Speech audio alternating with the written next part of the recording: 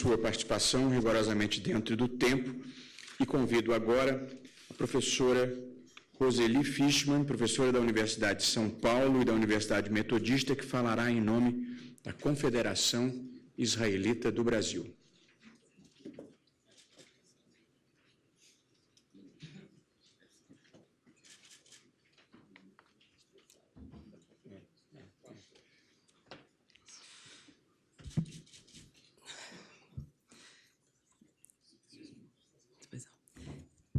Bom dia a todos e todas, excelentíssimo senhor Dr. Ministro Luiz Roberto Barroso, relator da ADI e quem convocou esta audiência, excelentíssimos ministros e ministras do Supremo Tribunal Federal, prezados membros da mesa, colegas representantes de entidades, expositores desta audiência pública e senhoras e senhores aqui presentes. Então, inicialmente, eu gostaria de parabenizá-lo, ministro, como já o fez o presidente da CONIB, doutor Fernando Lautenberg, pela convocação desta audiência histórica, pela pluralidade da representação aqui presente e também pelo fato de o senhor manifestar claramente que esse tema é uma controvérsia constitucional. Eu trabalho com o tema há cerca de 40 anos, comecei na Universidade de São Paulo com 22 anos, em 75, desde então me dedico a isso, e muito focadamente desde 28 anos, mais ou menos, pesquisadora com o CNPq, FAPESP, CAPES, acompanhando, primeiro na USP, agora na Universidade Metodista de São Paulo, que é um exemplo de convivência na diversidade, né? E gostaria, então, de parabenizá-lo, porque nem sempre foi visto assim, há pessoas que consideram que é simples o que não é.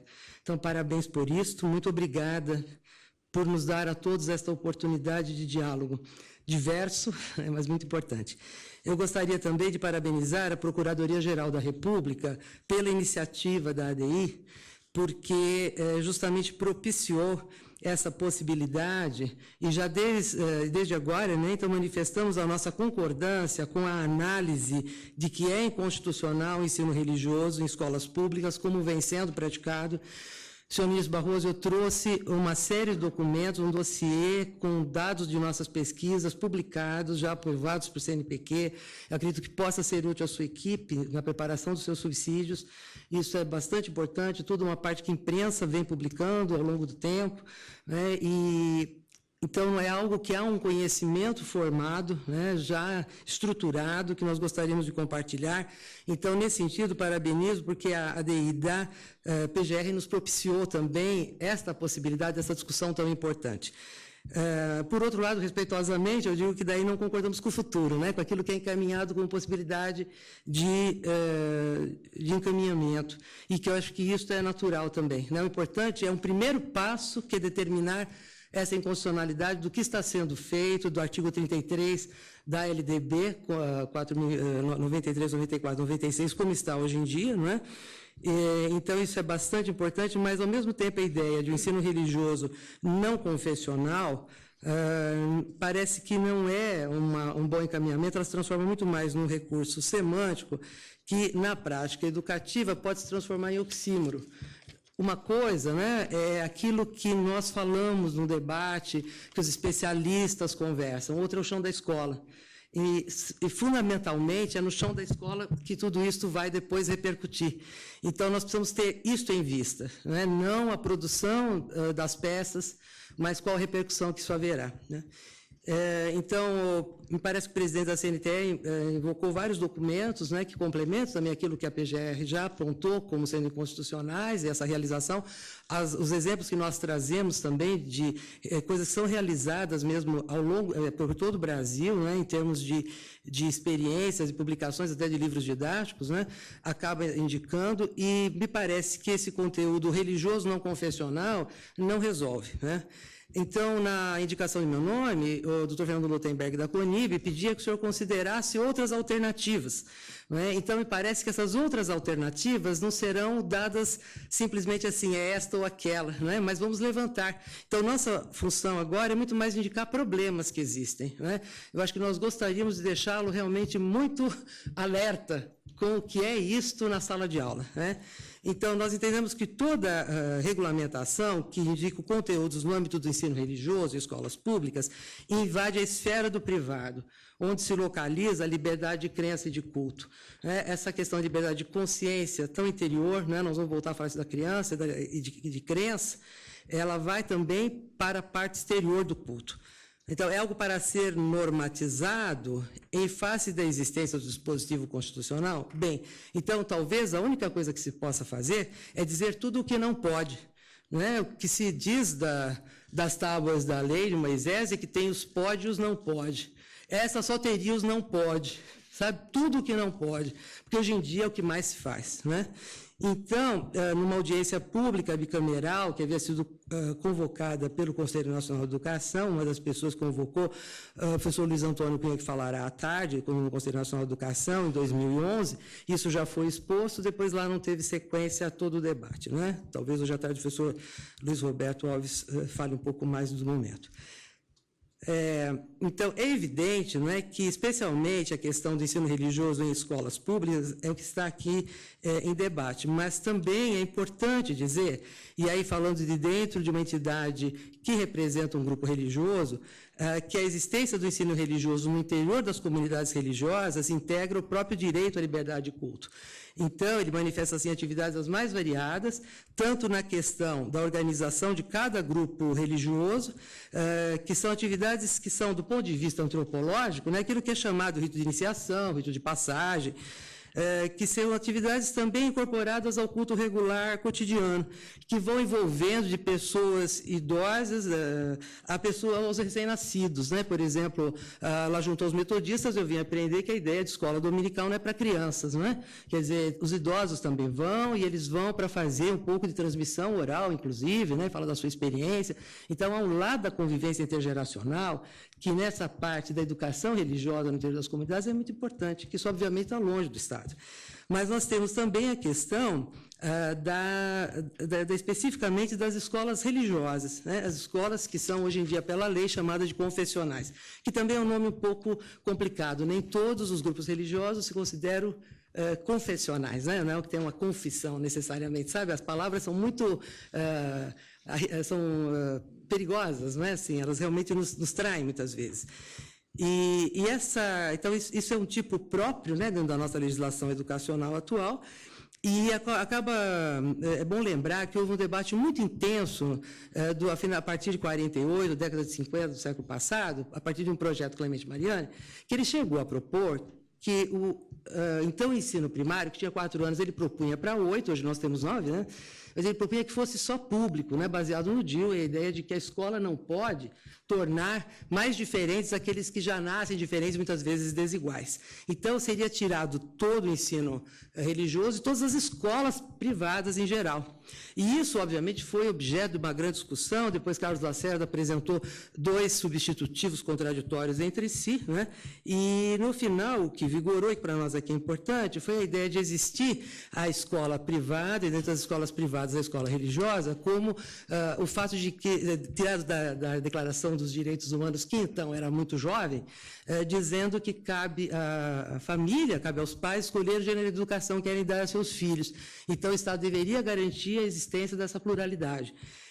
E isso teria como contraparte que a escola pública fosse laica, porque justamente o espaço religioso, do ensino religioso, para a escolha dos pais, seria a escola religiosa, e aí a escola pública seria laica, então teria essa garantia, e para os pais que não pudessem pagar, haveria o estudo da filantropia. Então, a questão de bolsas que seriam oferecidas, daí que viria isso, para que os pais pudessem escolher e ter ali o seu pagamento, do estudo dos seus filhos, mesmo que eles não pudessem.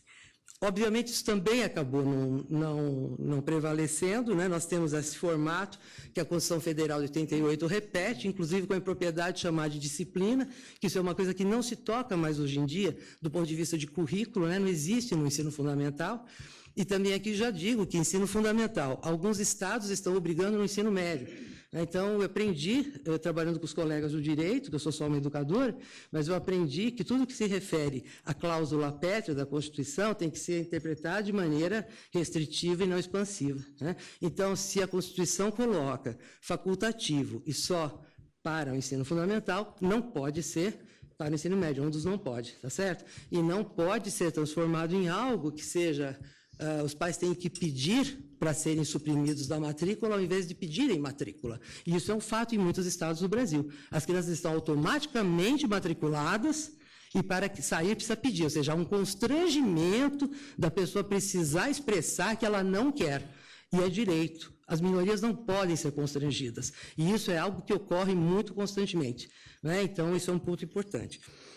Agora, um ponto também que é importante, né, que o senhor levantou na sua convocação, ministro, que é a questão dos impactos sobre as comunidades religiosas, né? Então, isso, obviamente, os outros colegas aqui, expositores, vão falar bastante, mas eu queria dizer que, dentro dessa visão histórica da questão do direito dos pais de fazer a escolha do que vão oferecer a seus filhos, nós temos a questão do poder familiar, né? E a questão, então, de como os pais são impactados, como as famílias são impactadas. E mais ainda é que eu peço, por favor, né, que seja incluído como elemento, um dispositivo basilar também da sua análise, o artigo 227, porque ele vai dizer que é dever da família, da sociedade, do Estado, assegurar à criança, ao adolescente e ao jovem, com absoluta prioridade, o direito à vida, à saúde, à alimentação, à educação, ao lazer, à profissionalização, à cultura, à dignidade, ao respeito, à liberdade e à convivência familiar e comunitária, além de colocá-los a salvo de toda forma de negligência, discriminação e exploração, violência, crueldade e opressão. Então, esse artigo ele precisa estar junto, porque nós estamos falando de crianças que vão receber esse ensino. Então, temos também esse impacto para ser pensado e que ele é o que repercute na sala de aula. Mas ainda, como essa questão vai se colocar do ponto de vista da formação dos professores e como essas crianças vão ter a sua formação moral. Porque a sua formação moral, pensada, a formação para a justiça e para a liberdade. Colocando a questão do Lawrence Kohlberg, né, aquele psicólogo de Harvard que analisou essa temática, o que ele vai dizer não é o ensino religioso, mas é a convivência com o diferente, a convivência com a alteridade, o respeito à autoridade, colocar-se no lugar do outro, ou como ensinou Hannah Arendt, também a questão do pluralismo como a base contra todo o totalitarismo. E isso que a criança precisa conviver. Não a ideia de que a gente pode homogeneizar, menos ainda aquilo que já está nos conteúdos, confundindo, né? A questão histórica, ela já está. Confundir o que é o obrigatório, que está nos conteúdos de história, nos conteúdos de ética, os conteúdos de pluralidade cultural, direitos humanos, relações interéticas e interraciais, com aquilo que é facultativo. Chamar a coisa pelo nome que é fundamental. E aí é ensino religioso. Não dá para aceitar que seja transversal, como alguns lugares fazem, não dá para aceitar que seja interdisciplinar, porque o professor, na melhor das intenções, vai acabar fazendo aquilo que a sua fé lhe indica, principalmente aqueles que sentem, como parte existencial, o direito a tentar converter os demais. Não o fazem por mal, não é uma questão de intenção, mas é uma questão que invade a sua própria existência. Então, isso precisa ser também colocado, assim como não é certo dizer que o ensino religioso é parte da cidadania. Cidadania é a relação do indivíduo com o Estado. Aí, o ensino religioso entra na formação da pessoa, se assim quiserem os pais. Nós temos o caso dos ateus, que precisam ser respeitados. Para eles não são menos humanos, não têm uma formação menos humanística, né? Então, é uma escolha, é um caso, digamos, paradigmático para se perceber o limite, né? Então, não é parte da cidadania. Então, todas essas questões vão nos mostrar, não é, como nós precisamos pensar em alternativas. Não acredito que seja o Estado a fazer essa escolha, mas pensar talvez formas, se isso tem que ser realizado, de deixar a possibilidade de que cada grupo, organizando-se livremente, a partir dos seus próprios recursos, usando o contraturno da escola, portanto, a obrigatoriedade se faria pelo uso do aparelho escolar e pela possibilidade de convites e não obrigações, para cada grupo se auto-organizando, fosse e oferecesse, mas livremente para o Estado, ou seja, cada um que se subsidie, que faça a sua forma de oferecer, e quem vai aí se controlar e verificar será necessariamente a família, serão os pais, estarão muito mais próximos, e do ponto de vista da criança sempre ainda existe o conselho tutelar, porque há casos em que a criança acaba tomando um rumo distinto da sua família do ponto de vista de escolha. E isso é um fato, né? Porque a fé é um fenômeno que também nós não conseguimos explicar, né? Ela é do foro íntimo, daí essa ligação com a consciência.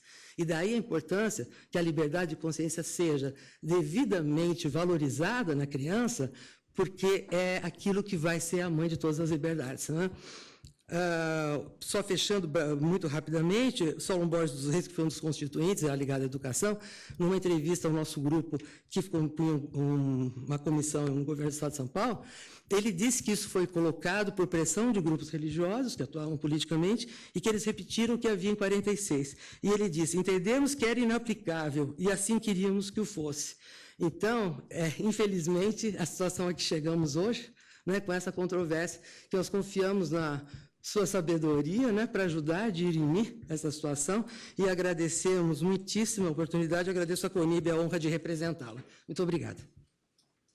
Obrigado, professora Roseli Fishman. Registro a presença no auditório do professor e advogado Sérgio Bermudes e convido a fazer uso da palavra, em nome